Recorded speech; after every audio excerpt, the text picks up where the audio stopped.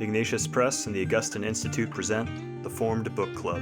Catholic book lovers unpacking good books, chapter by chapter.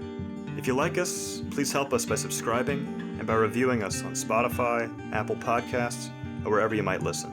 And don't forget to sign up for weekly updates and study questions at formedbookclub.ignatius.com. Welcome to the Formed Book Club, where we continue our discussion of G.K. Chesterton's book, or a collection of his essays, called In Defense of Sanity, the best essays of G.K. Chesterton selected by Dale Almquist, Joseph Pierce, and Aidan Mackey. And we made it up to about page 20, seems to me, but we did have a little introductory material that I maybe went too long on, so it should go a little more quickly now. However, it's easy to get, I won't say bogged down. It's easy to get distracted when reading Chesterton because there's so much there to reflect on. But shall we begin with on running after one's hat? Yes, indeed. I have the first sentence highlighted, so if you'd like me to commence, I'll happily do so. Okay, I can't beat that one. Well, it basically begins, I'll read the first sentence. I feel an almost savage envy on hearing that London has been flooded in my absence while I am in the mere country. My own Battersea has been, I understand, particularly favoured in a meeting of the waters. So, again, we have, I would say this is there's an element of a provocativeness here, right? Because, people that are actually in the middle of being flooded, right? It's not by any real stretch of the imagination pleasant. But I think that's the whole point. I mean, again, we talked about the Chestertonian paradox and conceit last week, where you actually deliberately turn someone on their head to make them think. And that's what he's done here. And then he has this image of his own Battersea, and he names of certain roads, which I actually know quite well, looking like Venice, right? With the various tradesmen, rowing down the streets as if they're in gondoliers. But the key thing about it is, if you could be a pedant or an irate taxpayer, as I think indignant ratepayer, as he calls it, and not see what he's getting at. But the point is, of course, that suffering, in one sort of sense or another, is a part and parcel of life, and it's what we do with it. And that's exactly what Chesterton's saying in this essay, which is why it ends with, and obviously you can go back, but it ends with that very well-known aphorism of his: an adventure is only an inconvenience rightly considered. An inconvenience is only an adventure wrongly considered. And really, that sums it up. And yet, you might not want to be in the flood. You might not want to experience the cross in any of its forms. I mean, he'd be somewhat perverse if he actually wanted to, but you're going to have to anyway. So what are you going to do with it when it happens? That's the real thing about this essay, I think. Right. In this case, it wasn't a tsunami. He mentions in here that no one was really harmed. You lost some property, or there were some things got damp or wet or soggy, but it was an inconvenience rather than some kind of sort of tragic event. And I think his point, as you said, Joseph, is that how do we deal with inconveniences? You do like I do and get mad and swear up and down and, and be upset? Or do you be like Chesterton and imagine what it's really like and enjoy it as an adventure? And to try to see it through the eyes of children, again, because that's what he does here. I mean, he talks about, did you ever hear a small boy, this is page 22 towards the top, did you ever hear a small boy complain of having to hang about a railway station and wait for a train? And he says, because to him, when the wooden arm of the signal falls down suddenly, it is as if a great king had thrown down his staff as a signal and started a shrieking tournament of trains. I myself am of little boys' habit in this matter. They also serve who only stand and wait for the 2:15. I know, it's great. It's great stuff. The other point, Joseph, all the places you underlined were exactly the things I did too. But I also wanted to point out how he mentions that sometimes these inconveniences, like the title, Running After One's Hat, they're not only inconvenient, they're also humiliating sometimes. Yes. And comic, that being a human being, these humiliating experiences do have kind of a comic element to them. And if we can just laugh at ourselves. So I just have to tell the story of the time I literally ran after my hat on the 4th of July on a crowded beach in San Francisco where everybody was out for the fireworks or whatever. And I ran many yards after my straw hat that had blown off in the wind. And when I retrieved it and looked up and saw that all these people were looking at me, some of them laughing, some of them sort of clapping, some of them, I took a very dramatic bow, like this. And then I got this uproarious applause and praise and bravos and everything else. And so I have, every time I see Chesterton talk about running after a hat, yes, was it embarrassing to realize all these people had been watching me? I'm not a very good runner. I can tell you that right now. And yet there was a comedy. And why not just be a comic entertainment for your neighbors occasionally? And I like the fact that the other paradox running through this is that the only person that can't be humiliated is the person with humility. So insofar as we feel humiliated, it's our pride that's being hurt, and it's good for our pride to be pricked. And that's basically what he's saying here. And I love also, about how ridiculous it is to run after one's hat. He says the same people run much more eagerly after an uninteresting little leather ball than they will after a nice silk hat. You have tens of thousands of people watching a soccer match, right? That's really interesting. And then a man running after a hat is not half so ridiculous as a man running after a wife. Well, I'll tell a little story too. When I was a young boy, maybe 10 or 12 years old, I had a pair of work boots which I called clodhoppers. And one day I was looking for them, went into the garage, went into my room, went out in the yard, and I finally went into my mom and said, "Mom, where are my clodhoppers?" She said, "Well, you're holding them in your hand." Oh. So it was humiliating. It was funny, Some of these humiliating experiences are in fact funny. And I think Chesterton is inviting us into the adventure of life and the comedy of life. Yes. Need a childlike wonder and humility to be able to do both of those things. Yeah, absolutely. Right. Yep. So shall we move on to woman? Ah, yes. I have nothing to say about woman. I love this essay. I read it many years ago.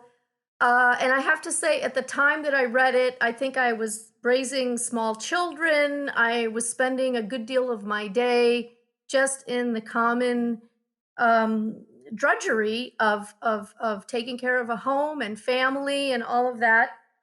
And there are times, I think most women, when you're in the midst of that season of life, you can feel sorry for yourself and take your woes much more seriously than they deserve. And I read this at that time, and it was so illuminating, liberating, to hear Chesterton talk about, look, what is the plight of the average man, right? But to put one brick on top of the other and add one number together, and it just completely changed my perspective. I thank Chesterton from the bottom of my heart for doing that for me. Well, there's another essay. I don't think it's in this collection, called "The Universal Stick." I think it's in "What's Wrong with the World." But he talks about the fact that, at least in former times, women had a lot of responsibilities to do all kinds of stuff, where men were kind of focused on one boring thing, every day. But there's one sentence, I think it's like something like this. And women rose up and said they will not be dictated to by men, and went out and became stenographers. Yep. Yeah, that's one of his best. That's one of his best. Yeah, I read that one too, Father, and that too was so, talk about liberating. Nothing like, the bald truth to help you put things in perspective. On page 27 in the middle, he says, "For the average woman is at the head of something with which she can do as she likes. The average man has to obey orders and do nothing else." Yeah. That's right. That's so. The other thing that I found so helpful, women are always being accused of worrying too much. But it's Chesterton who points out, I love this. Where? On page 26, he says, because we are worried about a thing, it does not follow that we are not interested in it. The truth is the other way. If we are not interested, why on earth should we be worried? Women are worried about housekeeping, but those that are the most interested are the most worried. Women are still more worried about their husbands than their children. And I suppose if we strangled the children and poleaxed the husbands, it would leave women free for hire. So wouldn't have to worry so much. It's great. Yeah. It's great. Anything else on women? Nope. All right. Well, let's pass on to a piece of chalk. Once again, Chesterton, reflects on the most common things. What I love about this is just the whole scenario that he's out in the countryside. He wants to. We need to remember Chesterton began as an artist before he became a writer. And in actual fact, no, you can't put on the wall any longer. I have a Chesterton drawing. He's a very good artist. So he wants to sketch things, and the most important colour's missing. The white chalk's missing.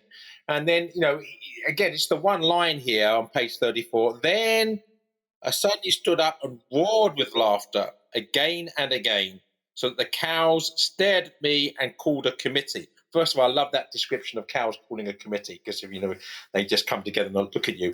But he's sitting on a whole mountain of chalk. The whole countryside, the whole landscape is made of white chalk, the color he needs.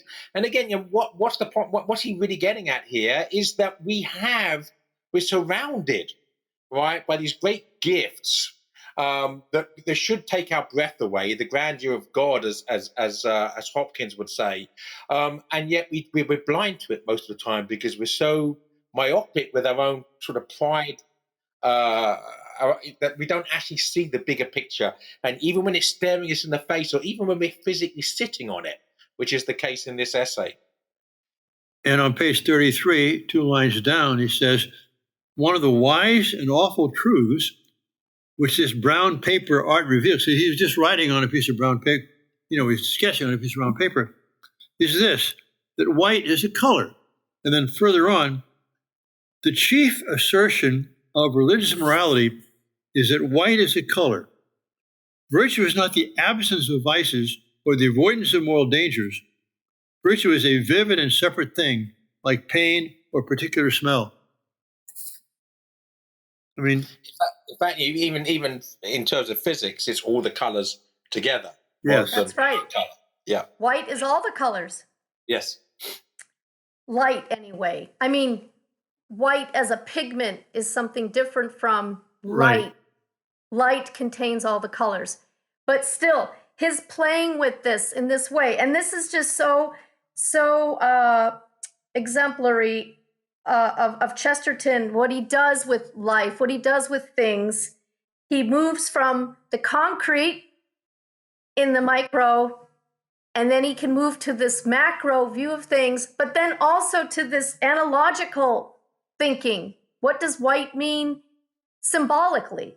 Purity and chastity and virtue and all these things, and does all of this in just a few pages. Yes, and it's again back to Thomas Howard. Basically, his imagination is not creative, it's really discovery. He discovers the connections which are already in things, but that we overlook because we get too used to things. Yes. Should we go on to what I found in my pocket? Yes, please. Well, I have something before the first line, Joseph, so I can definitely... Well, I have the first sentence, but you beat me in that case. Okay. And because... in this essay, he goes in his pocket and he sees all these things and he gives them, they're all significant for him, And in the spiritual exercise of St. Ignatius, the last exercise in the exercises is called the contemplatio ad amorem, the contemplation of retaining divine love. And in it, Ignatius wants to reflect on our whole life, what we received here, our parents, the air we breathe, physics, all these things, how God is working there. The idea is to see God in all things. And Chesterton takes us a great distance along that path because he begins to see everything in everything, which then allows us to see the transcendent and the divine in concrete things as well. Now your first sentence, Joseph, go ahead. Well, yes, I love the way this begins in the first paragraph here, because, we live in a myopic world that tries to, or a dualistic world politically, where everyone has to be either right wing or left wing. And, we hear about the Christian right and the socialist left. Chesterton cut through all that cant. It's about right and wrong. So here, he's attacking imperialists. He's attacking the conservatives of his age, those who are talking about the British Empire and about being good and upstanding. Once, when I was very young, I met one of those men who have made the empire what it is. Now, of course, that superficially, that's a good thing, right? You've made the empire what it is, but of course, there's a deliberate ambiguity and ambivalence the way Chesterton put it. And this man basically says, a man can't get on nowadays by banging about with his hands in his pockets. Be a man, take your hands out of your pockets. I may reply with a quite obvious flippancy that perhaps a man got on by having his hands in other people's pockets. And again, this is 1909. Chesterton first met Hilaire Belloc in 1900, when both of them were opposing the British Empire's imperialist defense of the gold and diamond industry in South Africa in the Boer War. Now, basically, the British Empire was the globalist empire was brought to defend global corporations against the small man, right? And Chesterton and Belloc were on the side of the small man. So we see here, that we can't just talk about our country being great and what have you. Things are a little bit more complex than that. And of course, that also leads up to the setting the scene for the whole essay. I've only once in my life picked a pocket, and then, perhaps through some absent-mindedness, I picked my own. Well, to Father's point, all that about the background of this, Joseph, is so helpful, and that's what's nice having you on board here, because you actually know more than the rest of us, and probably more than most, about Chesterton. But to get to his theme that Father mentioned on page 36, down at the bottom, he says, "Now I deny most energetically that anything is or can be uninteresting." And that is his genius, really, that he can take the commonest of things and show you it's interesting. Yeah, there's a scene in Chesterton's novel, The Bull and the Cross, which intrigues me. And I've spent sort of years sort of contemplating it. The hero's in a cell towards the end of it, and the cell is completely just, there's nothing, there's no pictures, it's just a cube, nothing to look at, except there's a spike, an inexplicable spike sticking out of one of the walls, right? And what I love about it is that Chesterton, that most people are maddened by the spike, because it's all they can look at, and what on earth is it for? It has no use, no function, right? But the mystic, the holy man, that's all he needs. He spends all his time basically mystically contemplating on this thing that's sticking out, that's different from everything else. And again, what's uninteresting here? I mean, nothing, if you actually can understand it the way Chesterton does. Very good. Should we go on lying in bed then? Absolutely. I would if you let me first, though. I love the fact that the previous essay does end. He brings out everything from his pocket, his bottom of his pocket, and said, "No, I can tell you one thing, however, that I could not find in my pocket. I allude to my railway ticket." The one thing he needed, he didn't have. All these other random objects which might come in handy. You never know when some of these things might come handy, like a pocket knife, but still, And I love the way he talks about his pockets in terms of the the depths of the ocean. He says that I wouldn't be surprised. There'd be nothing I found that would surprise me except perhaps money. Yeah. You gotta love it. Sorry, on lying in bed. On lying in bed. Again, I guess he had to write articles every couple of days, and so he had to find them. So he would write about whatever, struck his fancy. I had no particular comments on this chapter. Well, what I loved about it on page 41, if there is one thing worse than the modern weakening of major morals, it is the modern strengthening of minor morals. And he goes on to talk about cleanliness. Thus, it is considered more withering to accuse a man of bad taste than of bad ethics. Cleanliness is not next to godliness nowadays, for cleanliness is made an essential and godliness is regarded as an offense. A playwright can attack the institution of marriage so long as he does not misrepresent the manners of society. So then he goes on to this waking up early, having been turned into a modern virtue, as if it were part of essential morals. This is the bottom of the paragraph, to get up early in the morning. It is upon the whole part of practical wisdom, but there's nothing good about it or bad about its opposite. So his main point being that we have this tendency to turn things that are really mere fads or our own personal preferences into morals, absolute morals. I mean, take the modern fads right now of, not that there isn't some value to them, like recycling or conservation, there's benefits to these things, surely, but we've inverted the pyramid of the hierarchy of importance, right? Where so you're walking down the sidewalk and you are vituperating someone for not wearing a mask as you walk into Planned Parenthood and have your child aborted. It's right. That's right. I would say one thing, somewhat flippantly, about on lying in bed. Obviously, Chesterton's one who likes to do that in the morning. Susanna said to me when we first got married, because I'm the early bird in the family, and she's the night owl. So I'm the one that gets up full of life in the morning, and she's the one that crawls out of bed. And she said that the big problem was that at the beginning of the world, well, the early birds got up first and made the rules before the rest of us woke up. Well, I think Winston Churchill got up at about 10 in the morning, and then took a leisurely bath, and then finally got around to the business of state. So there's different types to make the world go. The Holy Spirit gives different gifts to different people. Yep, that's right. Indeed. And he gave me the gift of lying in bed. No, I don't know.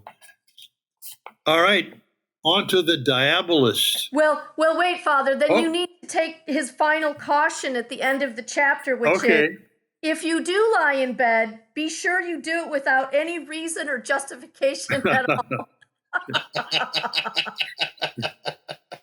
just gotta love this man. Yeah, exactly. Chance to be a fine thing is what I would say, but that's another matter. So on to the diabolist. This is the most riveting, terrifying, I think, thing that Chesterton has ever written. The thing about this is that it jars in a good sense because it lacks all of the sort of humor and whimsicality of what's come before it, because he's in absolute earnest about the evil that he experienced in the real life episode of his life here, and it's all the more shocking coming in the midst of all of the good humor. Yes,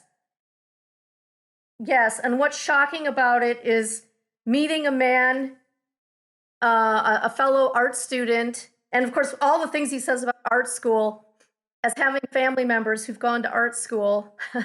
Anyway, I can attest that they're all true. But he meets this young man who basically is descending deliberately and willfully into evil, and having this just very commonplace sort of conversation with the man, and as it goes on, having this revelation that where this man is headed, it's just horrifying, and may have been actually one of the things that prevented Chesterton himself from going more badly than already had up at that point, right? This was a turning point in Chesterton's own life, was it not? Absolutely. If we can contextualize this, I mean, he was at art school in about 1890, which is right at the beginning of the fin de siècle, of the decade of decadence, you know, when Oscar Wilde emerges as the sort of godfather, if that's the right word, of the decadent movement. So where would you find that at its most powerful? Well, in an art school in London. And that's where Chesterton was, you know, and it was actually experiencing this evil, this Dorian Gray type scenario that was part of shocking him. Although it's clear from the essay that he'd already recoiled in horror from the Schopenhauer type primal nihilism towards something much more optimistic, if not Christian at this point. But it's meeting people like this, I think, that caused him to say, okay, I'm not really sure what is good at the moment, but I do know what is evil. Right, and on page 45 at the bottom, Chesterton says, I hate modern doubt because it is dangerous. And the other man says, you mean dangerous for morality? He said in a voice of wonderful gentleness, I expect you are right. But why do you care about morality? I mean, that's a chilling question. Then on page 46, this is another sample of how Chesterton can illuminate us. There was a bonfire down below, and all of a sudden a big amount of sparks came up. And Chesterton says, aren't those sparks splendid? Yes, he replied. That is all that I ask you to admit, said I. Give me those few red sparks, and I will deduce Christian morality. Again, why? Because there is a connection between everything and everything else. And if we admire these sparks, but they die out, well, then we know something about ephemeral pleasures. They die out. If you're just going to live your life from one spark to the next, then you're going to die out too. And also, even I say this to people, to atheist friends of mine back in England, that that you give me a speck of dust, because once you have a speck of dust, you have right. Something exists. I mean, once then not just something exists, but something else exists that can perceive its existence. I mean, from that moment onwards, you're moving in the right direction. And then later on in that paragraph, he says, only because your mother made you say thank you for a bun, are you not able to thank nature or chaos for those red stars of an instant, or for the white stars of all time. Gratitude is another key attitude of Chesterton from which he derives a lot. The fact that we say thank you proves free will, right? And also, again, it's very Thomistic, because it is St. Thomas that says it's gratitude that opens the eyes to wonder. So, it's only once we actually have the experience of gratitude that we can see our eyes are awakened, and without that, they're closed in cynicism. That's the problem, I think, with this man, this diabolist. He's closed his eyes. He's not grateful. There's no gratitude for his existence, only ingratitude. And gratitude is the first act of worship. Yes. It's the first step toward worship, and that's right. If we lack gratitude, then we're only worshiping our own desires. Right. You can't worship God for who He is unless you have experienced what He has done, the good things He's done. I mean, agere sequitur esse, as Thomas said, the activity follows one's own being. And so we don't know God in His being until He reveals Himself by acting. And so when He acts, creates, gives, illuminates, we receive that. So you're right, Vivian, gratitude is the initial response that we have. But then that leads to, well, if this is so good for me, it must come from someone who's good in himself. And therefore I can adore God as well as being thankful. What's so terrifying about this is that here Chesterton acknowledges that this man had a horrible fairness of the intellect that made me despair of his soul. Yeah, I know. A common harmless atheist would have denied that religion produced humility or humility is simple joy. But he admitted both. He only said, "But shall I not find in evil a life of its own?" Granted, for every woman I ruin, one of those red sparks will go out. Will not the expanding pleasure of ruin ... right? Yeah. I mean, this was really Chesterton at the end realizes, well, even on page 46 up above, he says, "I had an unmeaning sense of being tempted in the wilderness. And even as I paused, a burst of red sparks broke past." I mean, what's so amazing about this, here he's recording an event that happened, and yet all these things, he's seeing the meaning in, not as if he's ascribing meaning to them. No, while they're speaking, it's dark and there's a fire going on and these sparks are coming up and sometimes there's a red glow. I mean, the whole scene is hellish and menacing and all these things. And it's amazing. Yeah, I mean, the point is, though, this, and I'm completely agreeing with you, and I want just to add to it, because, we have later on in one of my favorite Chesterton essays we'll come to soon is A Shop of Ghosts, where he has a fanciful vision, right, which is clearly a work of imagination. He's writing it as if it really happened, right, and sort of something obviously happened which sparked him to go off in that direction. But here, there's none of that. This is very prosaic in the sense that he's just telling us what happened. This is something that really happened. But what's astonishing about it, it is like the beginning of a novel. So immediately after, the diabolist says, perhaps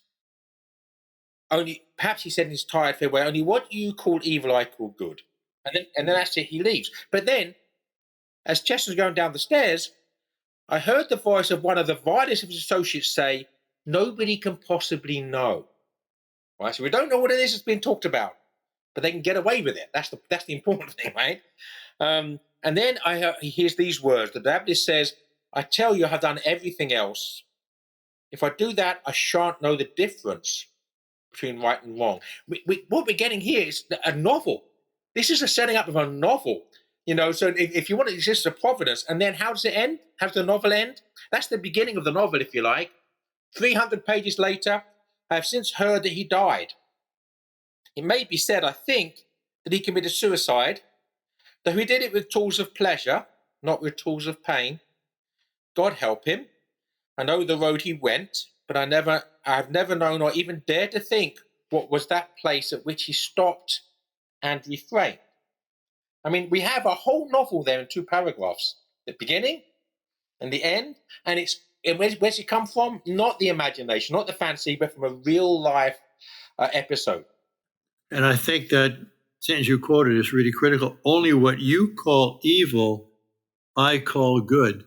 Yes. It's one thing to commit a sin or do something evil and know it's evil and repent. But when you say what is evil, and I bring up abortion here again, and say it's a good, then you're lost. Yes. Because now you've called evil good. There's no hope. Yeah. And there was a real case in Chicago, at the University of Chicago. Oh, yeah. Who I think was in the Great Books program there at the University of Chicago, and reading Dostoevsky.